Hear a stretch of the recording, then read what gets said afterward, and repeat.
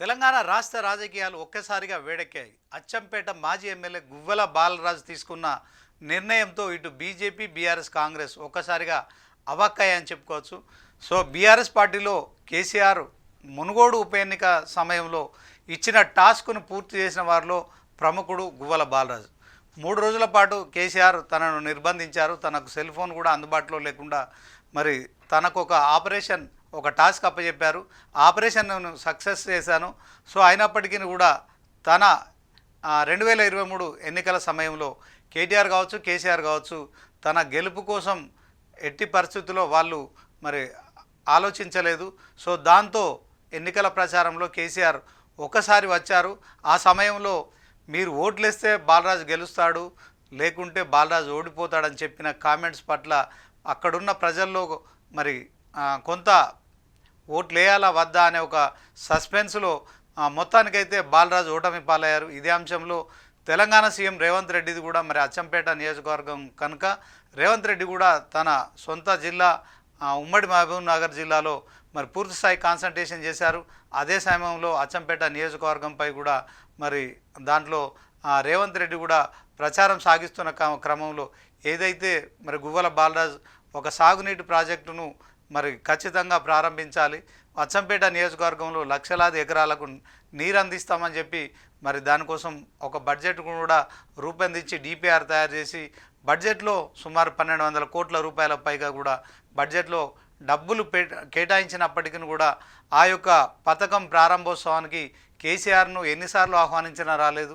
చివరికి కేటీఆర్ను కూడా మరి ఆహ్వానించినప్పటికీ ఆయన కూడా వీలు కుదుర్చుకోలేదు. సో దాంట్లో అచ్చంపేట నియోజకవర్గంలో ప్రజలు తనపై వ్యతిరేకత పెరిగింది.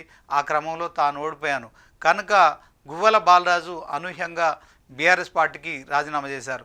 మరి గువ్వల బాలరాజు తను ఏదైతే మునుగోడు ఉప ఎన్నికలు కావచ్చు, తర్వాత మరి బీఆర్ఎస్ పార్టీలో సుమారు 17 ఏళ్ల ప్రస్థానానికి ఆయన ఎందుకు ముగింపు చేసుకున్నారనే విషయంలో మరి రకరకాల వాదనలు అయితే వినిపిస్తున్నాయి. ముందుగా గువ్వల బాలరాజు ఈ నిర్ణయం తీసుకోవడంలో మరి ఎలాంటి ఒత్తిడులు ఉన్నాయి, అప్పుడు వాస్తవానికి మునుగోడు ఉప ఎన్నికల్లో ఏం జరిగింది తెలుసుకునే ప్రయత్నం చేద్దాం. ఒకసారి గువ్వల బాలరాజు రాజీనామా విషయంలో ఒక క్లారిఫికేషన్ అయితే తీసుకునే ప్రయత్నం చేద్దాం. గువ్వల బాలరాజు వాస్తవానికి తాను ఎక్స్ఎమ్మెల్యే అచ్చంపేట్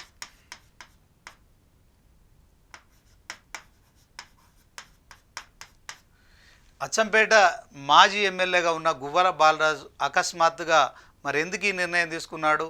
సో మరి ఆయన రాజీనామా చేసి బీఆర్ఎస్ పార్టీకి రాజీనామా చేసిన క్రమంలో మరి ఉమ్మడి మహబూబ్ నగర్ జిల్లా నుంచి తెలంగాణ సీఎంగా రేవంత్ రెడ్డి ఉన్నారు. సో అభివృద్ధి కావచ్చు, తర్వాత సంక్షేమ పథకాలు కావచ్చు, ఇంకేదైనా కానీ మరి గువ్వల బాలరాజు కనుక కాంగ్రెస్ పార్టీలో చేరితే ఖచ్చితంగా మరి అతను పూర్తి స్థాయిలో మరి అతను ఆశించిన విధంగా అభివృద్ధి జరిగేది. దాంతో అతను ఏదైతే అనుకున్నాడో ఆ సాగునీటి ప్రాజెక్టు కూడా పూర్తవుతుంది. కానీ తను ఓటమి పాలైంది కాంగ్రెస్ అభ్యర్థి చేతిలో కనుక ఖచ్చితంగా ఇప్పుడు రానున్న ఎన్నికల్లో మరి రేపొద్దున తెలంగాణ సీఎం రేవంత్ రెడ్డి కూడా సిట్టింగ్లకే సీట్లు ఇస్తే తనకు కాంగ్రెస్ నుంచి ఎమ్మెల్యే టికెట్ రాదు కనుక ఏం చేయాలనే ఆలోచనతో ఆయన మరొకసారి బీజేపీ వైపు చూస్తున్నట్టు తెలుస్తుంది. మరి బీజేపీ వైపు చూడడంలో కేవలం తాను ఎమ్మెల్యేగా మాత్రమే అచ్చంపేట నుంచి పోటీ చేయాలనుకుంటున్నారా? అదే క్రమంలో మరి బీఆర్ఎస్ పార్టీకి రాజీనామా చేయడం కావచ్చు, తర్వాత బీఆర్ఎస్ పార్టీపై ఈ మధ్య కాలంలో ఆయన చేస్తున్న ఆరోపణలు కావచ్చు, మొత్తానికి బీఆర్ఎస్ పార్టీ ఇష్యూలో గువ్వల బాలరాజు చేస్తున్న ఆరోపణలు ఇప్పుడు తెలంగాణ సోషల్ మీడియాలో కావచ్చు, తెలంగాణ పొలిటికల్ సర్కిల్స్లో సంచలనంగా మారుతున్నాయి. ఆయన బీజేపీలో చేరాలనే నిర్ణయం తీసుకున్నారు. ఇప్పటికే రామచంద్రరావును కలిశారు, బీజేపీ రాష్ట్ర అధ్యక్షుల్ని కలిసి ఖచ్చితంగా ఒక ముహూర్తం కూడా ఫిక్స్ చేసుకున్నట్టు స్పష్టమవుతుంది. ఇదే అంశంలో బీజేపీ రాష్ట్ర అధ్యక్షులు రామచంద్రరావు కూడా ఒక క్లారిటీ ఇచ్చారు. రేపే ఎల్లుండో గువ్వల బాలరాజు బీజేపీలో చేరబోతున్నారు. సో ఒక బీజేపీలో చేరడానికి గువ్వల బాలరాజు వెనుకున్న కారణాలేంటి ఒకసారి మనం చూసే ప్రయత్నం చేద్దాం. గువ్వల బాలరాజు మరి ఆ మునుగోడు ఉప ఎన్నిక ఏదైతే జరిగిందో ఈ మునుగోడు బైపోల్లో మరి ఖచ్చితంగా ఆయన బైపోల్ విషయంలో గువ్వల బాలరాజు బీఆర్ఎస్ పార్టీకి సంబంధించిన ఎమ్మెల్యేగా తాను ఒక సాహసమే చేశాడు. కేసీఆర్ ఏదైతే 2009లో ఎంపీ టికెట్ ఇచ్చి తర్వాత 2014లో ఎమ్మెల్యే టికెట్ ఇచ్చి తర్వాత 2018లో కూడా టికెట్ ఇస్తే 2 సార్లు ఎమ్మెల్యే గెలిచిన గువ్వల బాలరాజు మూడోసారి మాత్రం 2023లో మాత్రం ఓటమి పాలయ్యారు. సో దాంతో ఆయన కొంత కలత చెందారు. తన రాజకీయ జీవితం ఇక పూర్తిగా ముగిసిపోయినట్టు ఆయన భావించారు కనుకనే మరి ఆయన కెరీర్ ఎక్కడ మొదలు పెట్టాలనే అంశంలో మరి ఖచ్చితంగా కాంగ్రెస్లోకి వెళ్తే నిజంగానే మరి ఆ పాలమూరు జిల్లాకు సంబంధించిన మరి తెలంగాణ సీఎం రేవంత్ రెడ్డి ఉన్నాడు కనుక పాలమూరు అభివృద్ధిలో అచ్చంపేట కూడా ఉంది కనుక ఆ పాలమూరు అభివృద్ధిలో అచ్చంపేట కూడా నియోజకవర్గం అభివృద్ధి చెందుతుంది, దాంట్లో ఎలాంటి సందేహం లేదు. కానీ అప్పటికే తనపై గెలిచిన ఎమ్మెల్యే అభ్యర్థి ఉండడం కారణంగా మరి తెలంగాణ సీఎం రేవంత్ రెడ్డి అక్కడ ఎమ్మెల్యేగా ఉండగా మరి ఈయనకు ఎట్టి పరిస్థితిలో మరి టికెట్ ఇచ్చే పరిస్థితి ఉండదు కనుక కాంగ్రెస్లోకి వెళ్ళలేను, అలాగే బీఆర్ఎస్లో ఉండలేనని చెప్పి రాజీనామా చేశారు. ఇప్పుడు బీజేపీలోకి వెళ్ళిన తర్వాత మరి ఆయన బీజేపీ కూడా ఎందుకు అతన్ని తీసుకుంటోంది, ఈ అంశంలో మరి జరుగుతున్న ప్రచారం కావచ్చు, మరి ఓవరాల్గా బాలరాజు మనసులో ఏముంది, బాలరాజును ఎట్లా వినియోగించుకోవాలని బీజేపీ కూడా ఆలోచిస్తుందా? సో 3.5 సంవత్సరాల తర్వాత ఉండే ఎన్నికల కోసం బాలరాజును ఇప్పుడే ఎందుకు మరి పార్టీలోకి తీసుకుంటున్నారు? సో రేపు ఎల్లుండో పార్టీ కండువా కప్పి ఎందుకు పార్టీలోకి ఆహ్వానిస్తున్నారంటే ఇక్కడే ఒక అసలైన విషయం అయితే దాగి ఉందని చెప్పుకోవచ్చు. ఈ బైపోల్ విషయంలో బాలరాజు ఎవరైతే ఉన్నారో ఇక అచ్చంపేట ఎమ్మెల్యేగా ఉన్న బాలరాజు ఒక ఆపరేషన్ చేశారని ఇందాక మాట్లాడుకున్నాంగా, అదే ఆపరేషన్ ఏదైతే ఉందో మరి బిఎల్ సంతోష్ ఆధ్వర్యంలో ఒక బీజేపీ టీం 4 ఎమ్మెల్యేలను కొనుగోలు చేయడానికి మరి రాష్ట్రానికి వస్తున్నారు. సో దాంట్లో ఆ విశ్వసనీయ సమాచారం మేరకు దాంట్లో మరి కేసీఆర్ అయితే గువ్వల బాలరాజును ఒక అస్త్రంగా తయారు చేశారు. సో 3 రోజులు కూడా గువ్వల బాలరాజుకు ఆయన సెల్ ఫోన్ కూడా ఇవ్వకుండా నీకు ఒక టాస్క్ అప్పచెప్తున్నాను, అది సక్సెస్ఫుల్గా నువ్వు చేయాలి అని చెప్పిన నేపథ్యంలో ఆ టాస్క్ నెరవేర్చడానికి నేను సిద్ధంగా ఉంటాను. ఎందుకంటే అప్పటికే మరి గువ్వల బాలరాజుకు 3 సార్లు ఆఫర్ ఇచ్చారు తెలంగాణ మాజీ సీఎం కేసీఆర్. ఇక ఆఫర్ విషయంలో కావచ్చు, మరి ఆయన అట్టడుగు స్థాయి నుంచి కూడా ఎమ్మెల్యేగా గెలవడం కోసం కావచ్చు, ఎంపీ టికెట్ కూడా ఇవ్వడం కావచ్చు, ఇవన్నీ కూడా మరి ఖచ్చితంగా పార్టీకి విధేయుడై ఉండి మరి గువ్వల బాలరాజు అయితే ఆ టాస్క్ విషయంలో కేసీఆర్ చెప్పిన పనిని తూచా తప్పకుండా చేశానని చెప్తున్నారు. అదే క్రమంలో ఈ ఆపరేషన్ గువ్వల బాలరాజుకు ఇవ్వడం కావచ్చు. సో దాంట్లో మెయినాబాదు ఫామ్ హౌస్లో జరిగిన ఇష్యూ ఏదైతే ఉందో అప్పుడు మరి బీజేపీ బీఆర్ఎస్లకు మాత్రం పూర్తిగా ఒక మునుగోడు ఉప ఎన్నిక లో గెలుపు విషయం కావచ్చు, తెలంగాణ రాష్ట్ర వ్యాప్తంగా అప్పుడున్న పరిస్థితుల్లో మరి ఖచ్చితంగా ఆ మునుగోడు ఉప ఎన్నిక గెలిస్తేనే బీఆర్ఎస్ పార్టీని ప్రజలు విశ్వసిస్తున్నారని చెప్పి బీఆర్ఎస్ భావించడం కావచ్చు. At the same time BJP కూడా మరి అప్పుడు ఆ మునుగోడు ఉప ఎన్నికను సీరియస్గా తీసుకుంది. ఎందుకంటే అప్పటికి సిట్టింగ్ ఎమ్మెల్యేగా ఉన్న కోమటిరెడ్డి రాజగోపాల్ రెడ్డి కాంగ్రెస్ను ఎమ్మెల్యే పదవికి రాజీనామా చేశారు, బీజేపీ పార్టీలో చేరారు. సో దీంట్లో బీఆర్ఎస్ పార్టీ అధికారంలో ఉంది కనుక మరి ప్రతిపక్ష ఎమ్మెల్యేలకు బీఆర్ఎస్ నిధులు కేటాయించట్లేదు కనుక ఆయన బీజేపీలో చేరి ఆ బీజేపీ పార్టీ నుంచి మునుగోడు ఉప ఎన్నికల్లో ఎమ్మెల్యేగా పోటీ చేసిన సంగతి మనకు తెలిసిందే. అయితే ఇక్కడే మరి తెలంగాణ మాజీ సీఎం కేసీఆర్ అయితే ఖచ్చితంగా మునుగోడు ఉప ఎన్నికను గెలిచి తీరాల్సిందే అని చెప్పి కూడా మరి బలమైన ప్రత్యర్థి రాజగోపాల్ రెడ్డి అవుతాడు కనుక ఈ బలమైన ప్రత్యర్థి విషయంలో మరి చాలా సీరియస్గా ఇలాంటి ఏదైతే ఉందో బాలరాజు లాంటి మరి ఎమ్మెల్యేను పూర్తి స్థాయిలో మరి అమ్ముడు కొనుడు అనే అంశంలో ఒక ఆపరేషన్ జరగబోతోంది. నువ్వేం మాట్లాడాల్సిన పని లేదు, నువ్వు ఒక చోటుకు వెళ్ళాలి, అక్కడ నుంచి నీకు లొకేషన్ పెడతాం, ఇట్లాంటివన్నీ డైరెక్షన్ చేసి చెప్పిన నేపథ్యంలో గువ్వల బాలరాజు మరి అప్పుడు కేసీఆర్ సైన్యంలో సైనికుడు కనుక ఆయన చెప్పిన అక్షరాల తూచా తప్పకుండా పాటించాడు. ఆ తర్వాత మెయినాబాద్ ఇష్యూ ఎంత సంచలనంగా మారిందో మనకు తెలిసిందే. ఆయనతో పాటు మరొక 3 మరి ఎమ్మెల్యే అభ్యర్థులు కూడా వెళ్ళడం కావచ్చు. వీళ్ళంతా కూడా 100 కోట్ల రూపాయల డీల్ కుదుర్చుకున్నారు. మనిషికి ఒక 100 కోట్ల రూపాయల డీల్ ఇచ్చేందుకు మెయినాబాద్లో ఆ ఫామ్ హౌస్లో సమావేశమయ్యారు. సో దాంట్లో ఇవన్నీ జరిగిన ప్రచారం.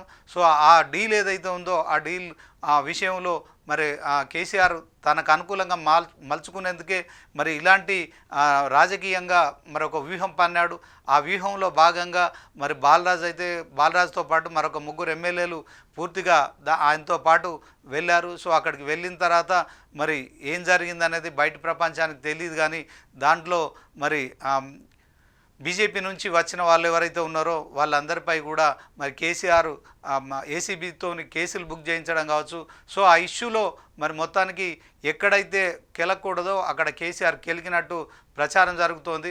సో బిఎల్ సంతోష్ అనే వ్యక్తి మరి ఖచ్చితంగా బీజేపీలో ఒక కీలకమైన భూమిక పోషిస్తున్నారు. తెలంగాణ రాజకీయాలే కాదు దేశ రాజకీయాలను కూడా ఆయన శాసించగలుగుతారు. ఒక BL Santosh is not only మరి ఆయన కేవలం ఒక పార్టీ కార్యకర్త మాత్రమే కాదు, మరి పార్టీలో చాలా కీలకమైన భూమిక పోషిస్తున్నారు. ఆర్ఎస్ఎస్లో మరి మనకు తెలిసిందే బీజేపీకి సంబంధించిన అంశంలో మరి బీజేపీ సంబంధించిన వ్యక్తి అధికారంలో ఉంటాడు, కానీ దాని విషయంలో మరి ఆర్ఎస్ఎస్ బీజేపీ నుంచి కింగ్ ఉంటే ఆర్ఎస్ఎస్ కింగ్ మేకర్ అని మనకు తెలిసిందే. ఇవాళ నరేంద్ర మోడీ ప్రధానిగా మూడోసారి అయిందంటే దాంట్లో ఆర్ఎస్ఎస్ పాత్ర ఉంటుంది. సో ఈ ఆర్ఎస్ఎస్ నుంచి వచ్చిన సంఘు వ్యక్తిగా మరి బిఎల్ సంతోష్ పార్టీలో దేశవ్యాప్తంగా కూడా మరి ఒక కీలక భూమిక పోషిస్తారు.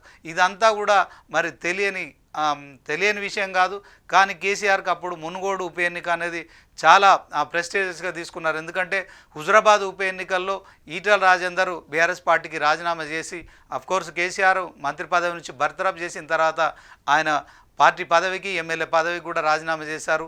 మరి 2021లో హుజురాబాద్ ఉప ఎన్నిక కూడా వచ్చిన సంగతి మనకు తెలిసిందే. సో ఆ ఉప ఎన్నికలో కూడా కేసీఆర్ ప్రతి ఉప ఎన్నికను కేసీఆర్ చాలా ప్రెస్టీజియస్గా తీసుకున్నారు.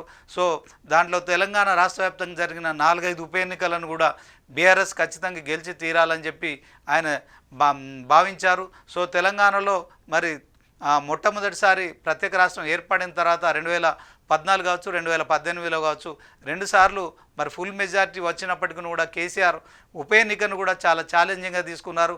అదే క్రమంలో ఈటల రాజేందర్ను ఎలాగైనా మరి ఖచ్చితంగా ఓటమి పాలు చేయాలని లక్ష్యంగా పెట్టుకున్నారు. ఆ క్రమంలో మరి హుజురాబాద్ ఉప ఎన్నికకు సంబంధించి ఒక దళిత బంధు అనే స్కీమ్ను కూడా మరి పెట్టడం జరిగింది. సో ఎప్పుడో 2023 ఎన్నికల ముందుకు పెట్టాల్సిన దళిత బంధు స్కీమ్ ఏదైతే ఉందో మరి దాంట్లో ఆ స్కీమును ఆయన హుజురాబాద్ ఉప ఎన్నికల్లో అనౌన్స్ చేయడం కావచ్చు, హుజురాబాద్లో సంపూర్ణంగా దళితులందరికీ దళిత బంధు ఇవ్వడం కావచ్చు. సో మరి 2023 ఎన్నికలకు వచ్చేసరికి ఆ దళిత బంధు విషయంలో ఆయన మరి నియోజకవర్గానికి ఒక 100 మందికి మాత్రమే ఇవ్వడం కావచ్చు. మరి 10 లక్షల రూపాయల దళిత బంధు విషయంలో మరి ఆయన ఏకపక్ష నిర్ణయం తీసుకున్నారు.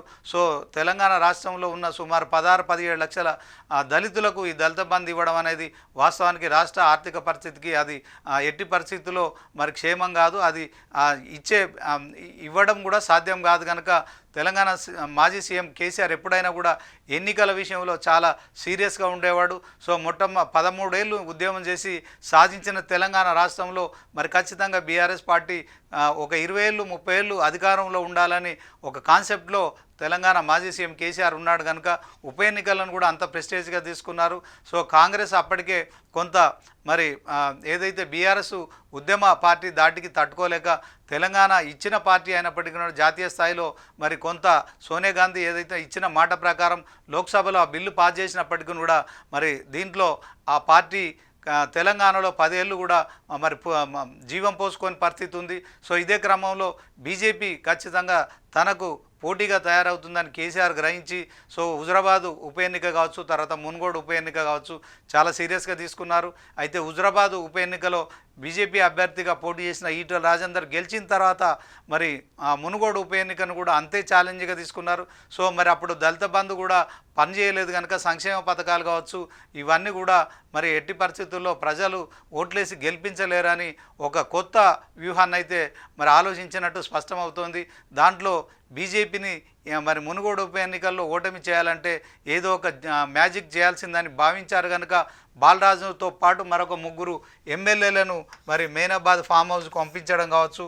సో దాంట్లో బీజేపీ దేశవ్యాప్తంగా కొన్ని రాష్ట్రాల్లో మరి ఎమ్మెల్యేలను కొనుగోలు చేసి మరి అక్కడున్న రాష్ట్ర ప్రభుత్వాలను మరి అస్థిరపరుస్తూ మరి రాష్ట్రంలో బీజేపీ అధికారం చేజిక్కించుకునే దిశగా పావులు కనుపుతోంది కనుక ఈ అంశంలో ఖచ్చితంగా బీజేపీని మరి దోషిగా నిరూపించాలనే ఆలోచనతోనే కేసీఆర్ చేసిన ఏదైతే వ్యూహం ఉందో ఆ వ్యూహం సక్సెస్ అయింది.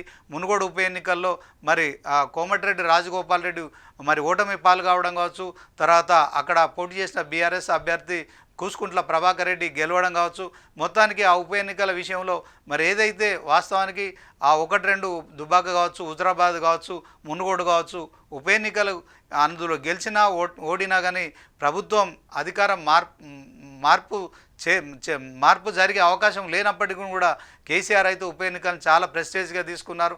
పాలేరులో మొదలైన ప్రస్థానం ఇక అదే మరి పూర్తిగా ఏదైతే మునుగోడు ఉప ఎన్నిక వరకు కూడా కొనసాగింది. ఇదే అంశంలో మరి బాలరాజ్ ఇప్పుడు బీఆర్ఎస్ పార్టీకి రాజీనామా చేశాడు. సో బీజేపీలో చేరుతున్నారు. సో బీజేపీలో చేరుతున్న క్రమంలో ఇప్పుడు ఈ అంశం తెరపైకి వచ్చింది.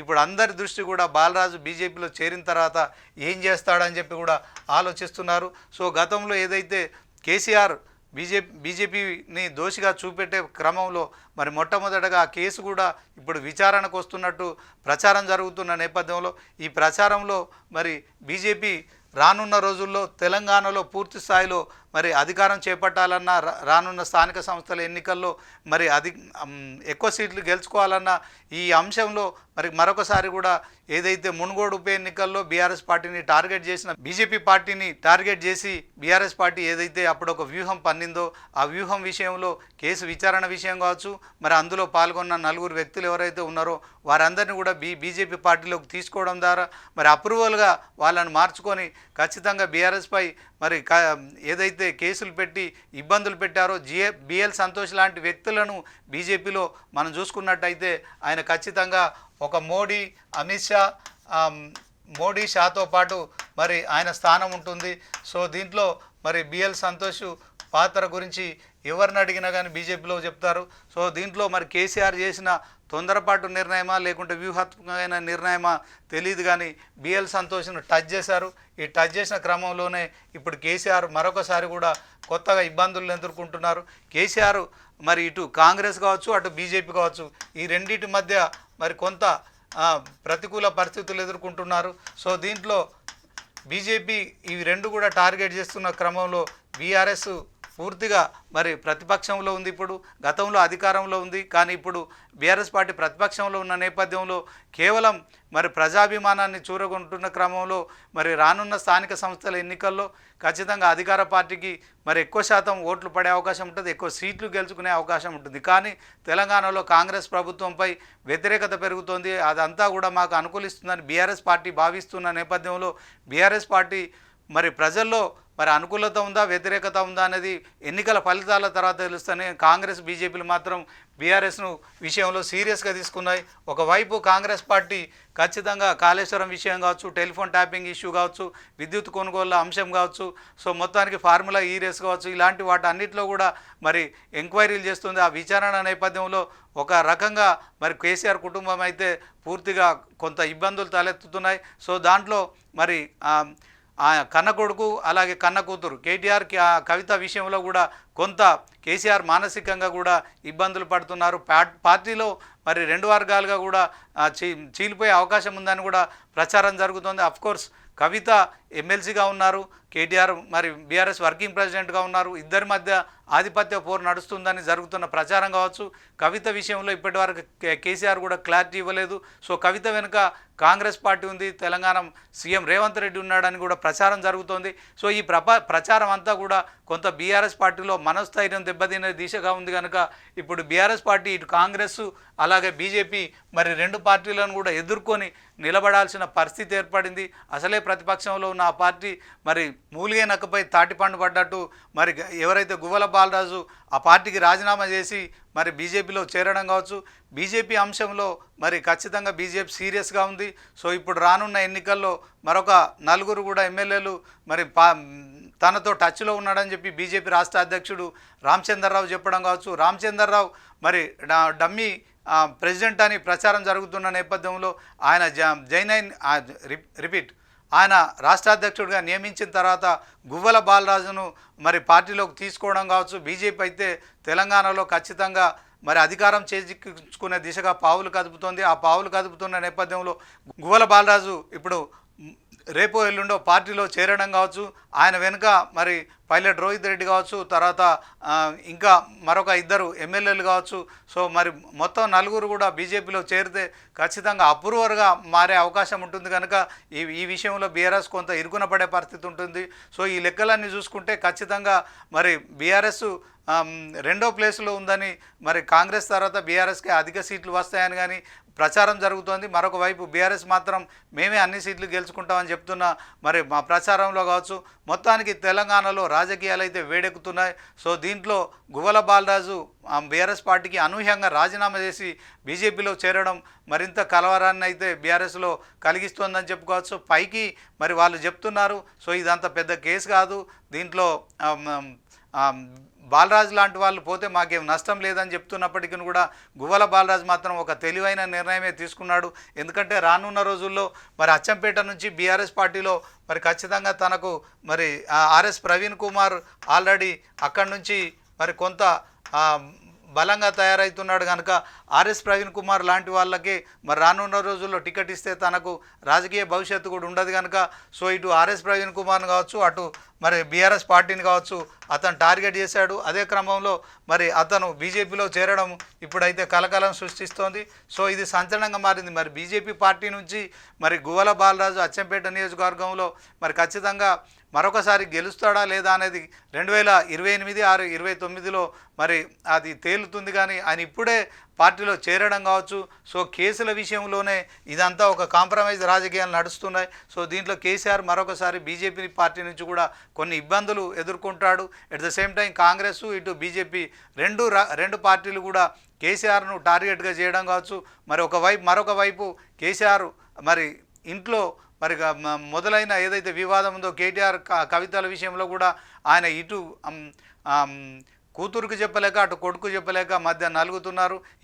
ఈ అంశంలో అల్లుడు హరీష్ రావు కూడా కొంత నిరుత్సాహంగా ఉన్నారు. సో ఎవరితో ఏం మాట్లాడినా ఎలాంటి ప్రమాదం ముంచుకొస్తుందని చెప్పి బీఆర్ఎస్ పార్టీ మొత్తం కవిత ఇష్యూలో సైలెంట్ మోడ్లో ఉన్నప్పటికీ కూడా కవిత తన కార్యకలాపాలని కొనసాగిస్తుంది. అదే క్రమంలో మొన్న సూర్యాపేట ఎమ్మెల్యే జగదీష్ రెడ్డిని కూడా ఆమె కామెంట్ చేయడం కావచ్చు. సో ముందుగా అతను కవించాడు, ఈమె మరి రచ్చకెక్కి మాట్లాడినట్టు స్పష్టమవుతోంది. సో లిల్లీఫుడ్ నాయకుడు అనడం కావచ్చు, బీఆర్ఎస్ పార్టీని ఆమె టార్గెట్ చేసినట్టుగా కూడా స్పష్టమవుతోంది. ఎందుకంటే ఓవరాల్గా నల్గొండ ఉమ్మడి జిల్లాలో ఉన్న దాంట్లో ఏకైక ఎమ్మెల్యేగా గెలిచిన సూర్యాపేట ఎమ్మెల్యే కావచ్చు, మాజీ మంత్రి జగదీష్ రెడ్డి కావచ్చు, కేసీఆర్కి అత్యంత సన్నిహితుడు. దాంట్లో మరి కవిత అతన్ని టార్గెట్ చేయడం కావచ్చు, లిల్లీఫుడ్ అనడం కావచ్చు, మరి మొత్తానికి కవిత బీఆర్ఎస్తో తెగదెంపులు చేసుకుంటుందనే జరుగుతున్న ప్రచారం కావచ్చు. ఇట్లాంటి కార్యక్రమాలన్నీ జరుగుతున్న నేపథ్యంలో మొత్తానికి బీఆర్ఎస్ పార్టీ చిక్కుల్లో ఉందనే స్పష్టమవుతోంది. తాజాగా గువ్వల బాలరాజుతో పాటు మరికొంతమంది కూడా ఆ పార్టీలో చేరుతున్నారు. మరి బీజేపీ రాష్ట్ర అధ్యక్షుడు చెప్తున్నట్టు 5 ఎమ్మెల్యేలు కూడా మాతో టచ్లో ఉన్నారని చెప్తున్నారు. సో బీఆర్ఎస్కు సంబంధించిన ఎమ్మెల్యేలు బీజేపీలో చేరితే ఖచ్చితంగా మరి ఆ బలం మరింత పెరుగుతుంది, బీఆర్ఎస్ పార్టీ బలహీనపడుతోంది. సో రానున్న రోజుల్లో కూడా కాళేశ్వరం లాంటి అంశాలు కూడా ఇప్పటికే కొంత మరి జస్టిస్ పీస్ ఘోష్ కమిషన్ అయితే కేసీఆర్ దోషాన్ని నిర్ధారిస్తున్నట్టు వస్తున్న వార్తల్లో మరి ఇటు హరీష్ రావు కేసీఆర్ కూడా ఇద్దరు కూడా కాళేశ్వరం ప్రాజెక్టులో కీలకంగా వ్యవహరించారు కనుక సో రానున్న రోజుల్లో తెలంగాణ రాష్ట్ర రాజకీయాల్లో బీఆర్ఎస్ ఉనికికి ప్రమాదం ఏర్పడే పరిస్థితి ఉందని కూడా ప్రచారం జరుగుతున్న నేపథ్యంలో మొత్తానికి తెలంగాణ రాజకీయాలు ఒక్కసారిగా వేడెక్కాయని చెప్పుకోవచ్చు. గువ్వల బాలరాజు అయితే మొత్తానికి ఏదైతే మునుగోడు ఉప ఎన్నిక ఉందో ఆ మునుగోడు ఉప ఎన్నిక విషయంలో కావచ్చు, ఇప్పుడు మరి బీజేపీలో చేరడం కావచ్చు.